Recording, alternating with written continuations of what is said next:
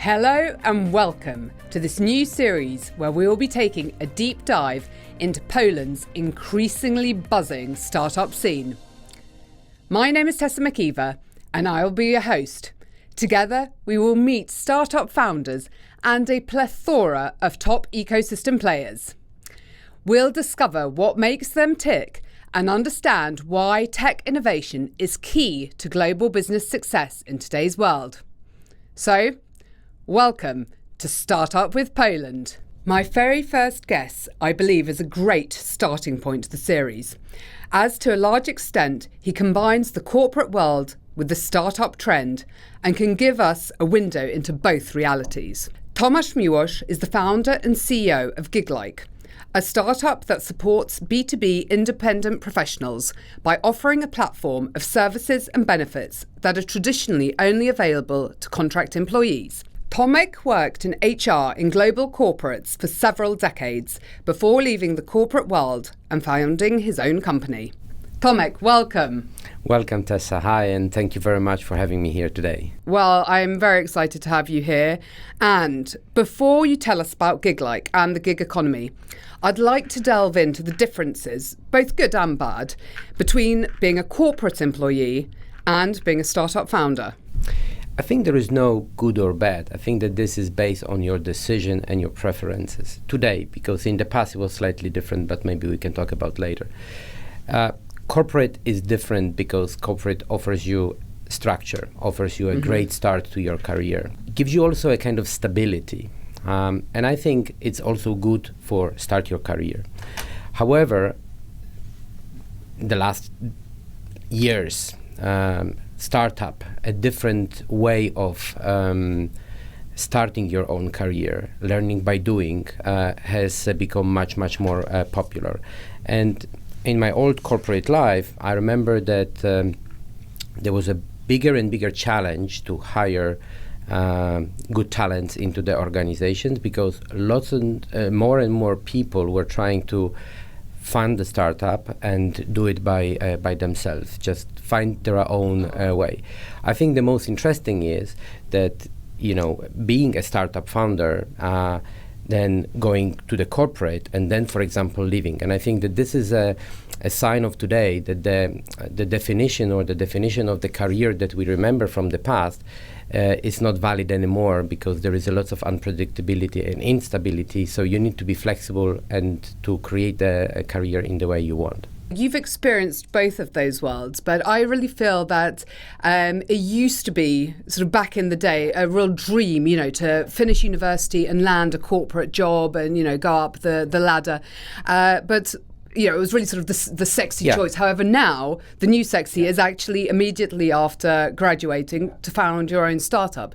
And I mean, why do you think this is? And is this just a trend in Poland, or is it because of global trends? What are your thoughts? I think that this is a mix of everything, but I start with global. There are two huge mega trends. The first one is demography. We are just different. The Gen Z today is different than me, Generation X. And my view of career was different 20 years ago, and it's different today. So people think differently, and people look at values, people look on time in a very different way. The second is technology. Technology gives us today probably unlimited opportunities to develop something, to participate, and to do things in a very, very new way. So I think those two elements bring us to the point that you have much more options. And this is your own decision whether you take corporate career or you take a startup founder or startup entrepreneur career. Both ways are good. I think I take it as a privilege. I take it as a really luxury today. I didn't have such an option more than 20 years ago when I was starting. I think everybody who is today starting his or her own career should look as a great opportunity and privilege to have these options available. Yeah, so there are more options available, and I guess people maybe are the youth of today, if I can call sort of the 20-somethings still youth, are, somehow more confident, I suppose, in the choices that they make. I think they look at the world simpler, and the world has become much, much smaller. So my son is just finished his IB this week, and he's considering studying not only in Warsaw, not only in Poland, but somewhere in Europe. And I think this was very different in the past. So today, I think technology is also making us much, much closer to each other and to everything.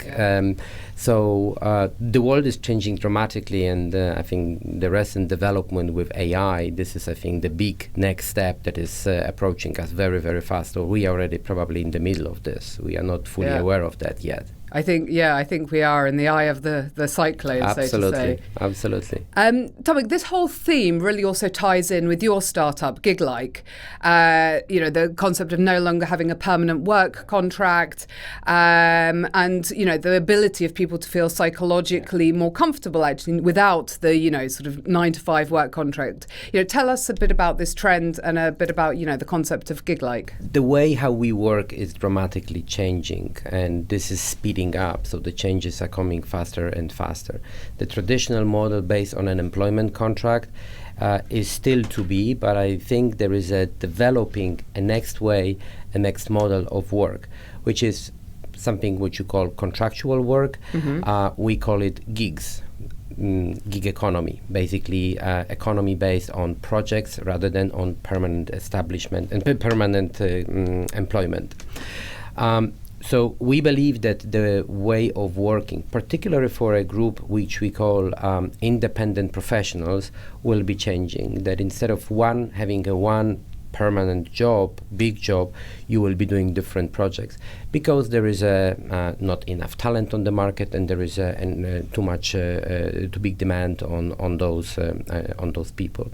So this is what Giglike answers. Giglike is a business platform which allows independent professionals to start the entrepreneur journey, meaning creating their own company, getting in different business tools that you need in order to be an entrepreneur, for example, accounting, and get comparable to employees' benefits and other services that actually you need to run the service. I think that the today world is really different, that the instability that was in the past somehow connected with entrepreneurs is much, much smaller. Because if you think, Tessa, this way, if you're on an employment contract, you have one big job that you do. If you are being fired, you lose everything from one day to another.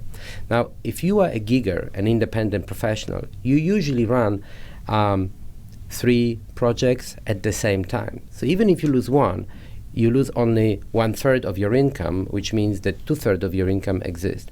And this is not surprising that according to the research that we did with, meaning Giglike and EY last year, 63% of independent professionals are happy of being independent professionals. So I think this is a perfect sign and proof that these people are choosing to be independent professionals by their own decisions, not being forced into it. Yeah, I mean, I would imagine as well that actually the quality of output from a gigger is likely to be higher as well, because these are usually short-term contracts or so on, rather than simply, okay, you're in the box, you're doing the one job, but actually you're fighting for your clients, so you're really caring about what you do, probably to a higher level. Absolutely. They tell that it's also very much developmental because of having different projects for different clients. Very often, thanks to different platforms on different continents, you are growing, you are developing, because you are acquiring much more skills and competencies that you would acquire if you were in the corporate world. So they also say that they value very much being independent, that they are their own bosses. The whole discussion today about 4 days working week, it doesn't exist in gig economy because you set up your own work week. You can work from Monday till Thursday and have a Friday off if you need, But if necessary, you can also need over the weekend. So there is a much bigger flexibility, and in today's world, flexibility is a key. Yeah, no, certainly. But sort of going back to being a startup founder particularly, I mean, what are the biggest challenges that you see? We've talked a lot about the positives, but, what challenges do you experience?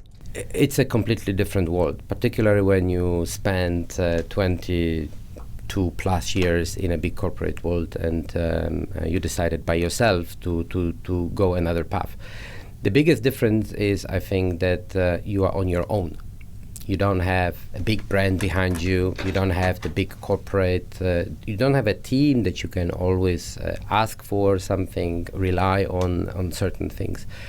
So I think this is the different. This is one difference. The second difference is stability.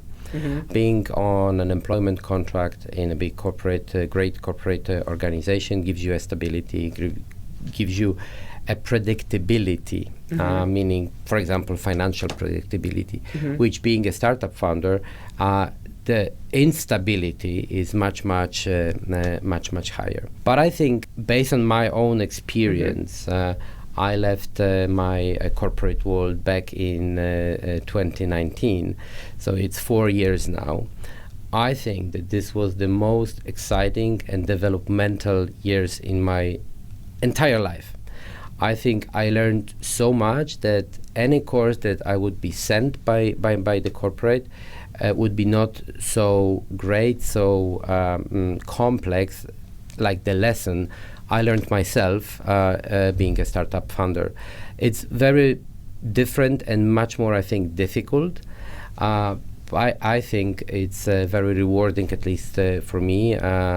This was fantastic 4 years with lots of ups, much more downs, but I think this is all about being a startup founder. But all in all, the summary is that, you've really been given, an internal power and passion to create your business, which is fantastic to hear.